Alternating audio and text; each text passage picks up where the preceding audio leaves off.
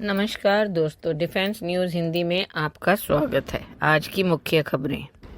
रूस ने भारत को बूमरैंग एपीसी की पेशकश की। भारत द्वारा अपनी थल सेना की गतिशीलता और सुरक्षा को बढ़ाने पर बढ़ते ध्यान के कारण अमेरिका और रूस दोनों ने उन्नत पहिएदार बख्तरबंद प्लेटफॉर्म के लिए प्रस्ताव दिया है।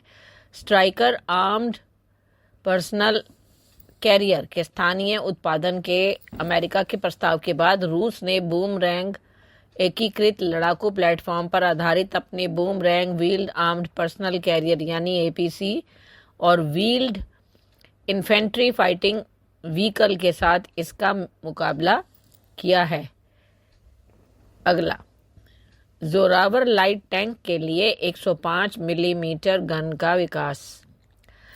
डीआरडीओ के अंतर्गत आने वाली प्रयोगशाला armament research and development establishment ने एक नया 105 millimetre high pressure HP barrel विकसित करना शुरू कर दिया, जो जोरावर लाइट टैंक की एक प्रमुख विशेषता होगी। परियोजना से परिचित सूत्रों के अनुसार 105 मिलीमीटर गन का डिजाइन चरण पूरा हो चुका है और निर्माण प्रक्रिया शुरू करने के लिए एक औद्योगिक भागीदार का चयन किया गया है। 105 मिलीमीटर एचपी गन का विकास स्वदेशी विकल्प बनाकर विदेशी सैन्य तकनीक पर अपनी निर्भरता कम करने की भारत की व्यापक पहल का हिस्सा है। अगला, एचपी इंजन वेप 8x8 बख्तरबंद प्लेटफॉर्म पर परीक्षण के लिए तैयार। सीवीआरडीई यानी लड़ाकू वाहन अनुसंधान एवं विकास प्रतिष्ठान ने अशोक लीलैंड के साथ मिलकर एक नया 600 हॉर्स पावर इंजन विकसित किया है, जिसका परीक्षण जल्द ही वेप 8x8 यानी पहिएदार बख्तरबंद प्लेटफॉर्म पर किया जाएगा।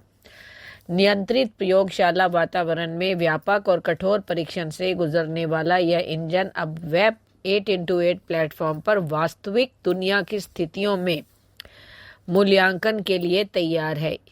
यह भारत के सैन्य वाहन कार्यक्रमों के लिए स्वदेशी रक्षा प्रौद्योगिकी के विकास में एक महत्वपूर्ण मील का पत्थर है। अगला, 114 MRFA सौदे के लिए खुली निविदा क्यों? भारतीय वायुसेना के 114 बहुभूमिका लड़ाकू विमान MRFA सौदे के लिए खुली निविदा प्रक्रिया पर भारत सरकार का विचार पारदर्शिता के उद्देश्य से है, लेकिन इसमें एक दशक पहले मध्यम बहुभूमिका लड़ाकू विमान MRCA कार्यक्रम में व्याप्त जटिलताओं का जोखिम है। MRCA निविदा प्रक्रिया कई वर्षों तक चली और अंततः राफेल का चयन किया गया। यह एक ऐसा निर्णय था जिसकी गहन जांच की गई और आईएफ के आधुनिकीकरण में देरी हुई। विशेषज्ञों ने चेतावनी दी है कि MRFA सौदे के लिए खुली निविदा से इसी तरह की लंबी चयन प्रक्रिया हो सकती है, जो तेजी से चुनौतीपूर्ण सुरक्षा वातावरण के बीच भारत की हवाई रक्षा क्षमताओं को कमजोर कर सकती है। अगला, PNW इंजन के स्थानीय उत्पादन की योजना। टाटा समूह ने भारत में C295M परिवहन विमान का उत्पादन शुरू करके भारतीय एरोस्पेस विनिर्माण में एक महत्वपूर्ण उपलब्धि हासिल की है। यह विकास न केवल भारत की घरेलू रक्षा विनिर्माण क्षमताओं को मजबूत करता है, बल्कि देश को एरोस्पेस उद्योग में एक वैश्विक खिलाड़ी के रूप में भी स्थापित करता है। अगला, P75I पनडुब्बी परियोजना पर शीघ्र निर्णय का संकेत। स्पेन के राष्ट्रपति के कार्यालय स्पेन के मोनक्लोआ के सूत्रों से संकेत मिलता है कि भारत की P75I पनडुब्बी परियोजना के बारे में निर्णय जल्द ही घोषित किया जा सकता है। यह घटनाक्रम स्पेनिश अधिकारियों और भारतीय रक्षा मंत्रालय के उच्च स्तरीय चर्चाओं के बाद हुआ है, क्योंकि स्पेन की नवांटिया इस प्रतिष्ठित परियोजना के लिए प्रमुख बोलीदाताओं में से एक है।